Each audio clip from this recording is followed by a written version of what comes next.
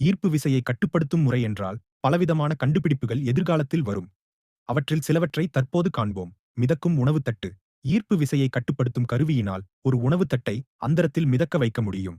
அதோடு மோஷன் கெட்சர் முறையில் ஒரு மனிதனுடன் இணைத்திட முடியும். அதனால் ஒருவர் நகரும் இடத்தில் எல்லாம் அந்த தட்டும் நகரும். அவர் தனது கையில் தட்டை பிடித்துக் கொண்டு நடக்க வேண்டிய அவசியம் இருக்காது. அவர் நகரும் இடத்தில் எல்லாம் தட்டும் நகரும்.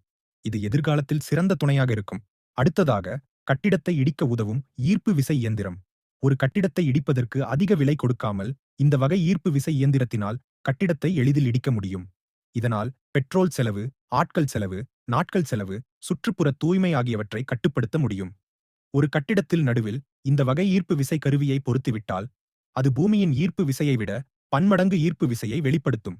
இதனால் கட்டிடத்தின் எடை கூடிவிடும். எடை கூடும்போது பாரம் தாங்காமல் கட்டிடங்கள் பிளவுற்று இடிந்து விழும் நிலை வரும். இது கட்டிடத்தின் நடுவில் வைத்தால் இந்த வகை விளைவை ஏற்படுத்தும். அதுவே கட்டிடத்தின் இருபுறமும் பக்கவாட்டில் ஈர்ப்பு விசையை ஏற்படுத்தினால், இரு பக்கமும் கொண்டு அழுத்தத்தினால் கட்டிடங்கள் இடிந்து விழும். இது வேற வகையாக இருக்கும். இரும்பு மற்றும் பல உலோகங்களை நசுக்குவதற்கு இது பயன்படும்.